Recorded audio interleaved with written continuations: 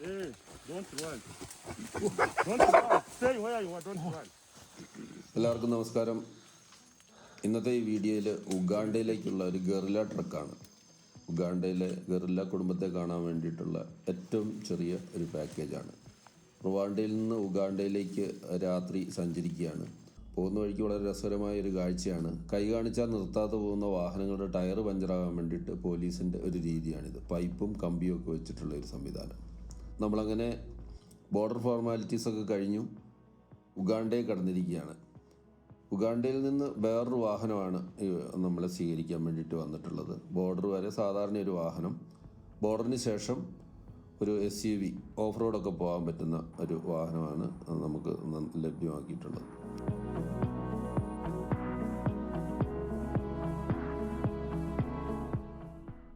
നമ്മൾ 1 ഡേ പാക്കേജാണ് എടുത്തത്. ഏറ്റവും കുറഞ്ഞ ചിലവ് വരുന്നത്. സാധാരണഗതിയിൽ ആൾക്കാർ ഇങ്ങോട്ട് വരുന്നത് ഒരു 2 ദിവസമെങ്കിലും മിനിമം. തലേദിവസം തന്നെ ഈ ഗറില്ലകളെ കാണാനുള്ള ട്രക്കിംഗ് ആരംഭിക്കുന്ന ഏതെങ്കിലും ഒരു സ്ഥലത്ത് ഒരു സ്റ്റേഷനിൽ നമ്മൾ സ്റ്റേ ചെയ്യും. അതിനുശേഷം സുഖമായിട്ട് ഉറങ്ങും. പിറ്റേ ദിവസം രാവിലെ ഭക്ഷണമൊക്കെ കഴിച്ച് പിന്നെ ട്രക്കിങ് വേണ്ട ഫോർമാലിറ്റീസ് എല്ലാം ചെയ്യുക. കുറച്ച് സമയം റോഡിൽ കൂടെ നടക്കാനുണ്ടാവും. അതിനുശേഷം ഗറില്ലകളെ ലൊക്കേറ്റ് ചെയ്ത് കഴിഞ്ഞാൽ പിന്നെ ആ ഭാഗത്തേക്ക് കാട്ടിക്കൂടെ റോഡല്ല നടപ്പാത വെട്ടിയുണ്ടാക്കി പോവുക എന്നുള്ളതാണ് ഒരു സിസ്റ്റം. ഇപ്പം ചെറിയ പാക്കേജ് എടുക്കുന്നതുകൊണ്ടുള്ള ബുദ്ധിമുട്ട് എന്താണെന്ന് ചോദിച്ചു കഴിഞ്ഞാൽ, ഇത് റുവാണ്ടയിൽ നിന്ന് മാത്രമാണ് സ്റ്റാർട്ട് ചെയ്യുന്നത്. രാവിലെ 2 മണിക്ക് എണീറ്റ് പോരണം. രാവിലെ 2 മണിക്ക് എന്ന് പറയുന്നത് കഴിഞ്ഞാൽ നല്ലത് തലേദിവസം രാത്രി എന്ന് പറയുന്നതായിരിക്കും നന്നാവുക. നമ്മൾ ഉറക്കം നഷ്ടപ്പെട്ടിട്ടുണ്ടാവും. പിന്നെ രാവിലെ എണീറ്റ് പോരുന്ന സമയത്ത് ഭക്ഷണം കഴിക്കൽ അങ്ങനത്തെ കാര്യങ്ങളൊന്നും നമുക്ക് നടക്കില്ലല്ലോ. നേരെ ചെല്ലുന്നു, നമ്മൾ ബ്രീഫിംഗ് ഏരിയയിലേക്ക് ചെല്ലുന്നു. അവർ പറയുന്ന കുറേ കഥകളൊക്കെ കേൾക്കുന്നു, എന്തൊക്കെയാണ് ചെയ്യേണ്ടത്, എന്തൊക്കെ ചെയ്യാതിരിക്കുക എന്നൊക്കെ മനസ്സിലാക്കുന്നു. പിന്നെ ട്രക്കിങ് തുടങ്ങുന്നു. ഇപ്പം എന്നെ സംബന്ധിച്ചിടത്തോളം വേറെ ചില ബുദ്ധിമുട്ടുകളും കൂടെ ഉണ്ടായി. ബോർഡർ വരുന്ന വണ്ടി ഒരു സാധാരണ വണ്ടി ആയിരിക്കുമല്ലോ, ഒരു നോർമൽ വണ്ടി മതി, SUV ഒന്നും ആവശ്യമില്ല. അത് വഴിക്ക് വെച്ച് ടെമ്പറേച്ചർ കൂടിയിട്ട് പ്രശ്നമായി. അപ്പം ടെമ്പറേച്ചർ കൂടുമ്പോൾ ഞാൻ പറഞ്ഞു അലക്സിനോട്, ഇത് ടെമ്പറേച്ചർ കൂടുന്നുണ്ടല്ലോ. അപ്പോൾ അലക്സ് പറഞ്ഞു അത് കുഴപ്പമില്ല, അത് നമ്മൾ വണ്ടി ഇങ്ങനെ കയറ്റമൊക്കെ കയറിയോണ്ടാണെന്ന് പറഞ്ഞു. കുറച്ച് കഴിഞ്ഞപ്പോൾ വാഹനം നിന്നു, അത്ര തന്നെ. ഭാഗ്യത്തിൻ്റെ 2.5 കിലോമീറ്റർ അപ്പുറത്താണ്, ബോർഡറിൽ നിന്ന് 2.5 കിലോമീറ്റർ അകലത്തിലാണ് വണ്ടി നിന്ന് പോയത്. ബോർഡർ വരെ എത്തിക്കഴിഞ്ഞ് കഴിഞ്ഞാൽ വേറൊരു വാഹനം അറേഞ്ച് ചെയ്യും. ഒരു വാഹനമായിട്ട് അപ്പുറത്തേക്ക് കിടക്കുക എന്ന് പറഞ്ഞാൽ ഇൻ്റർനാഷണൽ ബോർഡർ ആയതുകൊണ്ട് ചെറിയൊരു ബുദ്ധിമുട്ടുണ്ട്. അങ്ങനെ ഞങ്ങൾ നടന്നെത്തിയപ്പോഴത്തേനും പകുതി കാറ്റ് പോയി. കാരണം ഇനി ട്രക്കിങ് തുടങ്ങുമ്പോൾ എന്തായാലും കുറച്ച് നടത്തം ഉണ്ടാവും. അതിനുവേണ്ടി വെച്ചിരുന്ന ഭക്ഷണമൊക്കെ കുറച്ച് ഉണ്ടായിരുന്നു, തീർന്നു പോയി. വെള്ളമൊക്കെ കുടിച്ച് ജ്യൂസൊക്കെ ഉണ്ടായിരുന്നു, പകുതി കുടിച്ച് തീർത്തു. അങ്ങനെ കുറേ സമയവും നഷ്ടപ്പെട്ടു. അങ്ങനെയാണ് നമ്മൾ ബോർഡർ ക്രോസ് ചെയ്ത് മറ്റൊരു വണ്ടിയിൽ എത്തുന്നത്.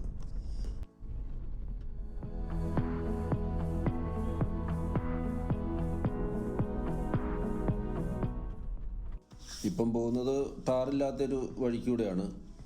സായിപ്പുമാരോട് ഇവർ ഓഫ് റോഡ് എന്നൊക്കെ പറയും. പക്ഷെ നമ്മൾ കേരളത്തിൽ നിന്ന് പോയ ഒരാളെ സംബന്ധിച്ചിടത്തോളം വലിയൊരു വിഷയമല്ല. ആ കാലത്ത് നമ്മുടെ പണ്ട് കാലങ്ങളിലൊക്കെ നമ്മുടെ നാട്ടിൽ ഇതേപോലെയുള്ള റോഡുകൾ ധാരാളം ഉണ്ടായിരുന്നു. അപ്പോൾ ഇതിലുള്ള യാത്ര നമുക്ക് വലിയൊരു വിഷയമല്ല. നല്ല നിരന്ന വഴിയാണ്, ടാറിങ് ഇല്ലയെന്ന് മാത്രമേ ഉള്ളൂ. പോകുന്ന വഴിക്ക് ചെറിയ ഗ്രാമങ്ങൾ, സ്കൂളുകൾ, LP സ്കൂളുകൾ, ചെറിയ പള്ളികൾ, ക്ലിനിക്കുകളൊക്കെ കാണാം.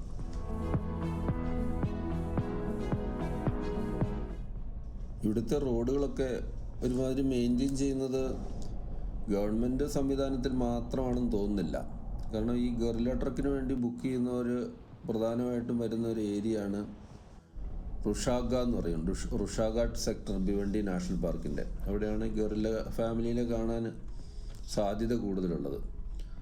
അപ്പോൾ ഈ റോഡ് ബ്ലോക്കായി കഴിഞ്ഞ് കഴിഞ്ഞാൽ വൻ ബിസിനസ് നഷ്ടമാകും. വരുന്നവരുടെ ടൂറിസ്റ്റായിട്ട് വരുന്നവർക്കും സമയം നഷ്ടമാകും.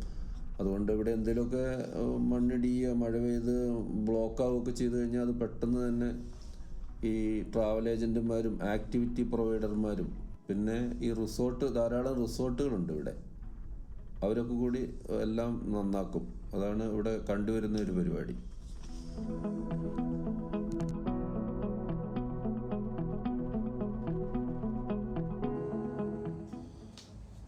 നമ്മൾ ഏകദേശം ഈ റുഷാഗ സെക്ടറിലേക്ക് എത്തിയിരിക്കുന്ന കേട്ടോ. അവിടെ ആ ഒരു ബ്രീഫിങ്ങും കാര്യങ്ങളൊക്കെ നടത്തുന്ന ഒരു സ്ഥലത്തേക്ക് എത്തിയതായിട്ടാണ് മനസ്സിലാക്കുന്നത്.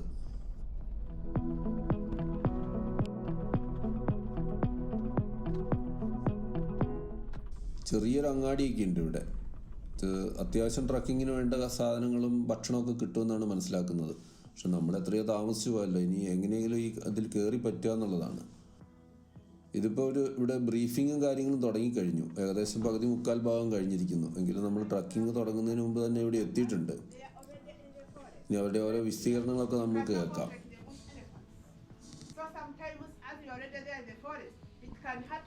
And you do meet or come across a group.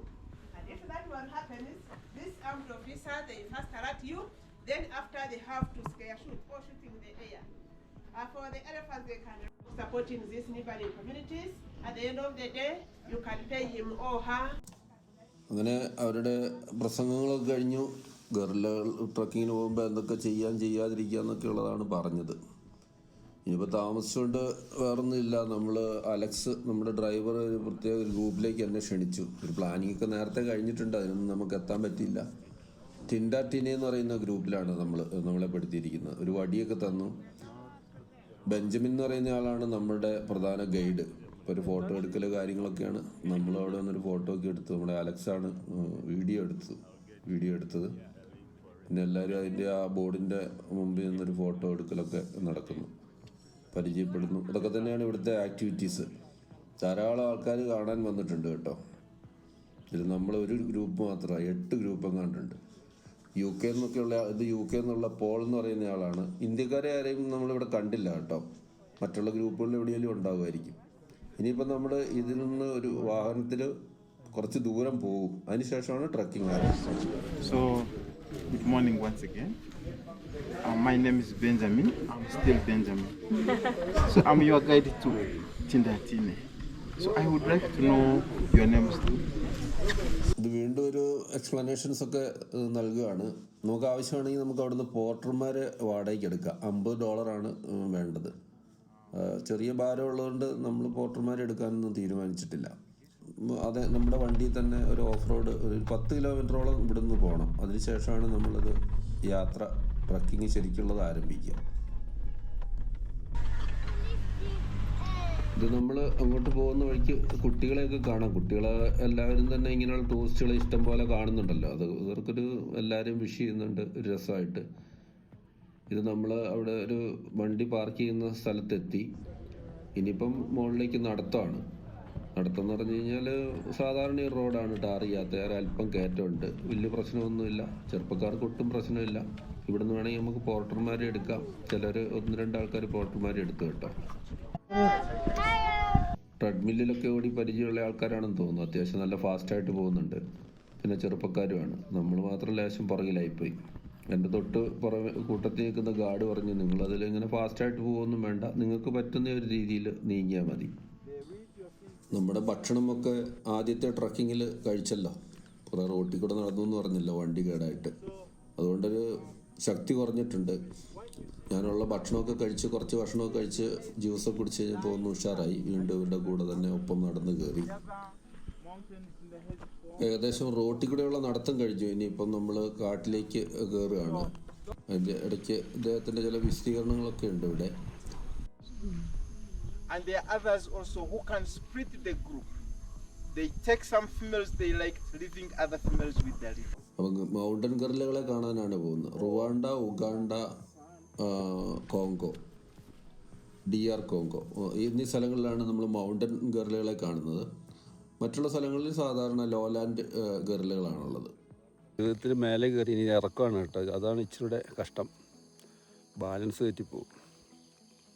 ഗറില്ലകൾ നമ്മുടെ മനുഷ്യൻ്റെ ജീവിതം പോലെ തന്നെ ജീവിക്കുന്ന പോലെ തന്നെ സമൂഹമായിട്ട് കുടുംബമായിട്ട് ജീവിക്കുന്ന, സാധാരണഗതിയിൽ ഒരു കുടുംബം, അതായത് ഫാമിലി എന്ന് പറയുന്ന ഒരു ട്രൂപ്പ് എന്നും പറയും. അതിൽ കുടുംബനാഥനുണ്ട്. കുടുംബനാഥന് സിൽവർ ബാക്ക് എന്ന് പറയും. സിൽവർ ബാക്ക് എന്ന് ഉദ്ദേശിക്കുന്നത് പുറത്തും ബട്ടക്സിൻ്റെ ഭാഗത്തേക്കും വെള്ളി നിറത്തിലുള്ള രോമങ്ങളുണ്ടാവും. അവരാണ് കുടുംബനാഥൻ. എൻ്റെ കൂട്ടത്തിൽ ചെറിയ കുട്ടികളുണ്ടാവും, വലിയ കുട്ടികളുണ്ടാവും. പോളിഗമി, ഒന്നിൽ കൂടുതൽ ഫീമെയിൽസ് ഭാര്യമാരായിട്ടുണ്ടാവും. ഇവിടെ ഇപ്പോൾ സിൽവർ ബാക്കിൻ്റെ ദൗത്യം എന്ന് പറയുന്നത് ശത്രുക്കളിൽ നിന്ന് കുടുംബത്തെ രക്ഷിക്കുക എന്നുള്ളതാണ്. എവിടെ കിടന്ന് ഉറങ്ങണം, എന്തൊക്കെ ഭക്ഷിക്കണം എന്നുള്ള കാര്യങ്ങളൊക്കെ തീരുമാനിക്കുന്ന കുടുംബനാഥനാണ്. ഒരു ഫീമെയിൽ ഗർഭിണിയായി കഴിഞ്ഞാൽ പിന്നെ അവർക്ക് യാതൊരു പണിയെടുക്കേണ്ടതില്ല. നമ്മുടെ മനുഷ്യരെ പോലെ തന്നെയാണ്. അവർ പൂർണ്ണമായിട്ടുള്ള ഒരു ബെഡ് റെസ്റ്റിൽ തന്നെയായിരിക്കും. മറ്റുള്ള ഭാര്യമാർ പോളിഗമിയാണെന്ന് പറഞ്ഞല്ലോ, വേറെ ഭാര്യമാരുണ്ടാവും, അവരുടെ കുട്ടികളുണ്ടാവും, പ്രായപൂർത്തിയായ ആണുങ്ങളും ഉണ്ടാവും, പെണ്ണുങ്ങളും ഉണ്ടാവും.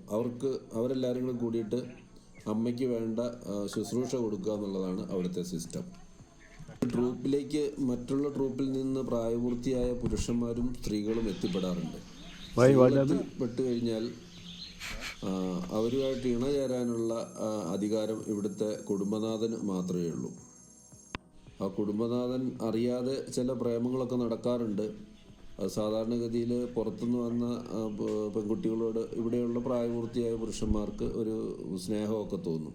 പക്ഷേ സിൽവർ ബാക്ക്, അതായത് ഈ കുടുംബനാഥനുള്ളിടത്തോളം കാലം അവർക്ക് ഇണചേരാനുള്ള അവസരമില്ല. എങ്കിലും ഈ കുടുംബനാഥൻ അറിയാതെ ചില ഡേറ്റിംഗ് ഒക്കെ ഇവർ നടത്താറുണ്ട് കേട്ടോ. അതായത് കുടുംബനാഥൻ പല കാര്യത്തിലും എൻഗേജ്ഡ് ആയിരിക്കുമല്ലോ, ഈ ചെറിയ കുട്ടികളെ നോക്കുന്ന കാര്യത്തിലും ഒക്കെ ഡയറക്ഷൻ കൊടുക്കാനൊക്കെ എൻഗേജ്ഡ് ആയിരിക്കുന്ന സമയത്ത് ഇവർ ഇണചേരാറുണ്ട്. എന്നിട്ട് ഒന്നും അറിയാത്ത പോലെ അവർ സമൂഹത്തിലേക്ക് വരികയും ചെയ്യും. ഒന്നെങ്കിൽ കുടുംബനാഥൻ കണ്ണടയ്ക്കും, അല്ലെങ്കിൽ കുടുംബനാഥൻ അറിയില്ല.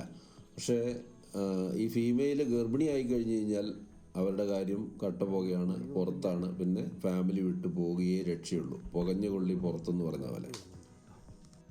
ഇവിടെ ഒരു തരം ഉറുമ്പുണ്ട് കേട്ടോ. യാത്രയിൽ നമ്മൾ ഗർലയുടെ കഥ പറഞ്ഞ് നടത്തത്തിൻ്റെ കാര്യം പറയാൻ മറന്നുപോയി. നമ്മൾ സാധാരണ പുളിയുറുമ്പ്, നീറ്, നിസർ എന്നൊക്കെ പറയുന്ന സാധനം ഉണ്ടല്ലോ, അതിൻ്റെ കറുത്ത രൂപത്തിലൊരു സാധനം നന്നായിട്ട് കടിക്കുന്നുണ്ട്. വിഷമൊന്നും ഇല്ലാത്തതാണെന്ന് പറഞ്ഞുകൊണ്ട് നമ്മൾ അതിനെപ്പറ്റി പിന്നെ ടെൻഷൻ അടിച്ചില്ല. എന്നെയൊക്കെ നന്നായിട്ട് കടിച്ചു. ആ ഗാർഡ് അതെല്ലാം പറിച്ചു കളയുകയാണ് ഉണ്ടായത്. ഇപ്പോൾ നമ്മളൊരു ഗെറില്ല ഫാമിലീനെ ഇവിടെ കണ്ടിട്ടുണ്ട് കേട്ടോ. അച്ഛനും അമ്മ, പിന്നെ ചെറിയ കുട്ടി, വലിയ കുട്ടി, അങ്ങനെയാണുള്ളതെന്ന് മനസ്സിലാക്കുന്നത്. സിൽവർ ബാക്കാണ് ആ കാണുന്നത്, കുടുംബനാഥൻ. അങ്ങനെ അത് ഒരു ഫാമിലി ലൊക്കേറ്റ് ചെയ്ത് കഴിഞ്ഞാൽ നമുക്ക് ടൂറിസ്റ്റുകൾക്ക് കാണാൻ വേണ്ടിയിട്ട് ആ ചെറിയ കാടൊക്കെ വെട്ടി ഒന്ന് വൃത്തിയാക്കി തരും അവർ. Hey, don't run. Don't run. Stay where you are. Don't run. When you see me running, you run. Okay. But when you see me standing, keep. Don't run. ചെറിയ കുട്ടിയുള്ളതുകൊണ്ടാണെന്ന് തോന്നുന്നു നമ്മുടെ സിൽവർ ബാക്ക് കുറച്ച് അജിറ്റേറ്റഡ് ആയി. നമ്മൾ ഇത്രയും ആൾക്കാർ വന്നപ്പം കുട്ടീനെ ഉപദ്രവിക്കുമോ എന്നുള്ളൊരു പേടിയൊക്കെ ഉണ്ടായിട്ടുണ്ടാവും. അയാൾ പറഞ്ഞ് നമ്മൾ അങ്ങനെ പേടിച്ചോടാൻ പാടില്ല, ഓടുമ്പോൾ അവർ പുറകെ വരും. അയാൾ പറഞ്ഞു ഞാൻ ഓടുന്ന കണ്ടാൽ നിങ്ങൾ ഓടിയാൽ മതിയല്ലേ, അവിടെ തന്നെ നിന്നോളാന്ന്. ഇതൊക്കെ ബ്രീഫിങ്ങിൻ്റെ സമയത്ത് പറഞ്ഞിട്ടുണ്ട്. അതൊന്നും പലരും ശ്രദ്ധിക്കുന്നില്ല, നമ്മളും കേട്ടില്ല. നമ്മൾ ഗറില്ല ട്രൂപ്പിലെ ഫാമിലിയുടെ കഥകളാണ് പറഞ്ഞുകൊണ്ടിരുന്നത്. ഈ ബ്ലാക്ക് ബാക്കുകൾ പ്രായപൂർത്തിയായി കഴിയുമ്പോൾ അവരും ഈ സിൽവർ ബാക്ക് പോലെയാവും. അപ്പം ചില അസ്വസ്ഥതകൾ കുടുംബത്തിൽ സാധാരണ നമ്മുടെ നാട്ടിലൊക്കെ ഉണ്ടാവുന്ന പോലെ തന്നെ ഗറില്ല കുടുംബത്തിലും ഉണ്ടാവും. കാരണം ഈ അച്ഛൻ്റെ കൂടെ ഇങ്ങനെ കീഴിൽ ജീവിക്കാൻ ഒരു വിഷമം തോന്നും. കാരണം പുരുഷനായി വളർന്നല്ലോ. രണ്ട് കാര്യങ്ങളാണ് സാധാരണഗതി സംഭവിക്കുക.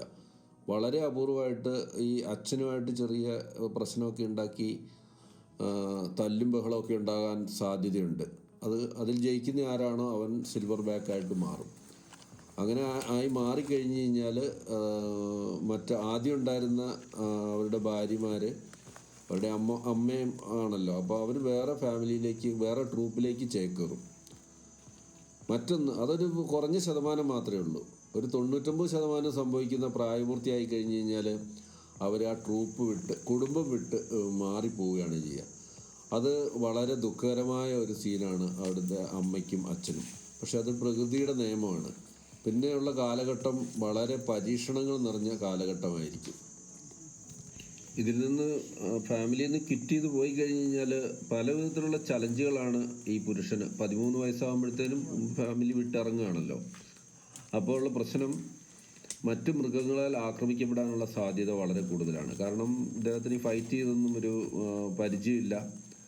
കാട്ടിലേക്ക് ഇറങ്ങുകയാണ്. ഒരുപക്ഷെ മൃഗങ്ങളെ ആക്രമിക്കപ്പെട്ട് കൊല്ലപ്പെടാൻ വരെ സാധ്യതയുണ്ട്.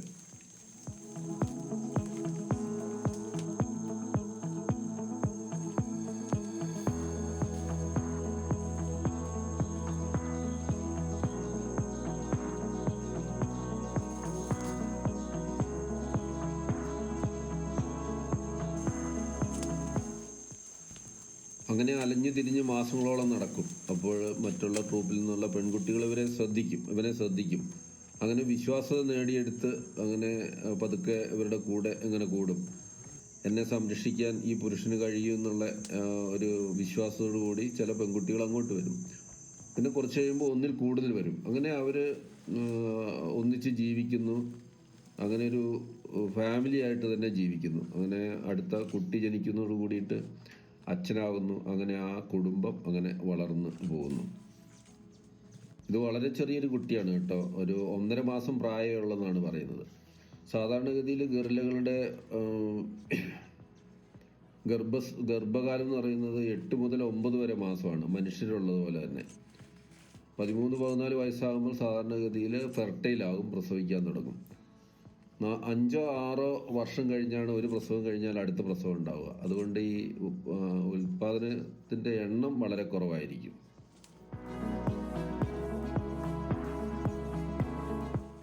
ഒരു 3 മാസം വരെ ഈ അമ്മയുടെ മേത്തൂടെ നെഞ്ചത്തും ഇങ്ങനെ കടിച്ചു കിടക്കും.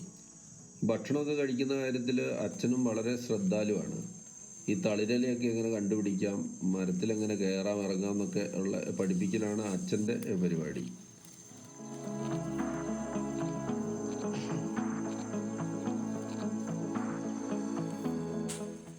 നമ്മൾ ഈ ഗറില്ല ട്രക്കിൻ്റെ എൻഡിലേക്ക് എത്തുകയാണ് കേട്ടോ. ഏകദേശം ഇതിൻ്റെ ഉള്ളിൽ കയറി കഴിഞ്ഞാൽ പിന്നെ 1 മണിക്കൂറേ നിൽക്കാൻ പറ്റുള്ളൂ. നമ്മളൊരു ദിവസത്തെ ഫീസ് കൊടുത്തു കഴിഞ്ഞ് കഴിഞ്ഞാൽ ഫീസൊന്നും ട്രാൻസ്ഫർ ചെയ്യാൻ പറ്റിയാൽ അന്ന് തന്നെ വന്നോണം. അങ്ങനെയൊക്കെയുള്ള ചില സംഭവങ്ങളൊക്കെ ഉണ്ട്. ഗറില്ല ട്രക്കിന് Uganda wildlife authority UWA Uganda wildlife അതോറിറ്റിയിൽ നിന്നൊരു ടിക്കറ്റ് എടുക്കാൻ പെർമിറ്റ് എടുക്കണം. കൂട്ടത്തിൽ ഈ യാത്ര ഒരു പാക്കേജിന് പൈസ ഉണ്ടെങ്കിൽ അതും കൊടുക്കണം. ഇത് രണ്ടും കൂടെ ചെയ്യുന്ന ആൾക്കാരുണ്ട്. ഇപ്പോൾ എക്സ്പെൻസീവ് ആയിട്ടുള്ളൊരു ടൂറാണിത്. ബുഗോളി അഡ്വഞ്ചേഴ്സ് ഉഗാണ്ട അവരാണ് നമുക്കിത് ചെയ്തു തന്നത്. So you can imagine where will it be in the evening, because it keeps on moving like how it's moving.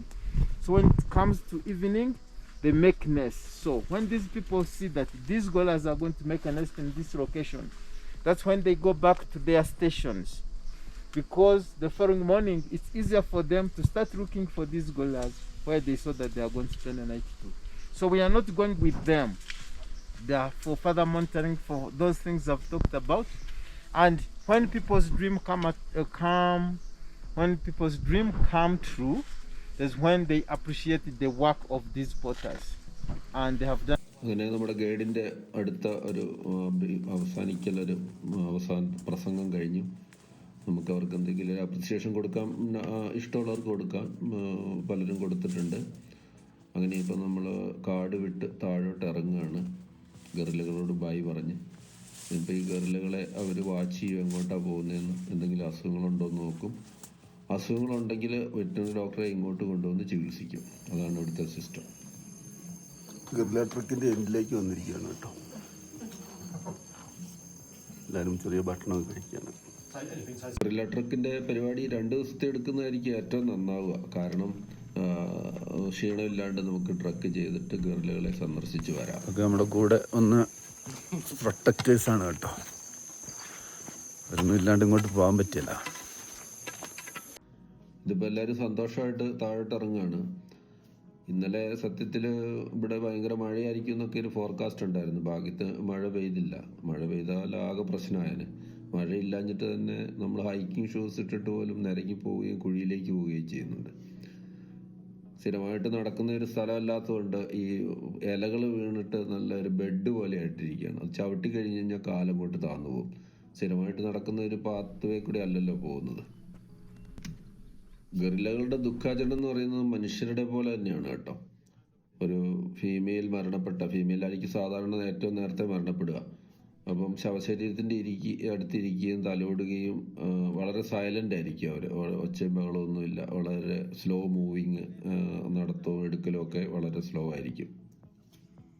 കുട്ടി മരണപ്പെട്ട് കഴിഞ്ഞാൽ സാധാരണഗതിയിൽ ഇതിനെ എടുത്തുകൊണ്ട്, ഈ ശവശരീരം എടുത്തുകൊണ്ട് 3 ദിവസം വരെ നടക്കും. അത് കടിച്ചാൽ കിട്ടാത്ത രീതിയിലായിക്കഴിഞ്ഞാൽ മാത്രം, ഒരു സ്മെല്ല് വരുന്ന അത്ര ഡീക്കി ആയിക്കഴിഞ്ഞാൽ മാത്രമേ ആ ശവശരീരം ഉപേക്ഷിക്കുകയുള്ളൂ. ഇത് ഇനി അവാർഡ് ദാന ചടങ്ങാണ് കേട്ടോ. നമ്മൾ ഗറില്ല ട്രക്കിംഗ് നടത്തി എന്നുള്ള ഒരു certificate Uganda wildlife authority തരും, UWA. അതാണ് അടുത്ത പരിപാടി. അത് അയാളൊരു മീറ്റിംഗ് ഒക്കെ വെച്ചിട്ട് ഓരോരുത്തരുടെ പേര് വിളിച്ച് കൊടുക്കുകയാണ് കേട്ടോ. So we are all going to clap for Sylvia. Sylvia, Dr. Sylvia. You will remain sitting, I will come. അങ്ങനെ താഴോട്ട് ഇറങ്ങുകയാണ്. ഗറില്ല ട്രക്കിംഗ് തുടങ്ങിയ സ്ഥലത്ത് നമ്മൾ എത്തിയിട്ടുണ്ട്. ഗറില്ല ട്രക്കിംഗ് പൂർത്തിയാക്കിയതാണ്, സർട്ടിഫിക്കറ്റ് കിട്ടിയിട്ടുണ്ട്.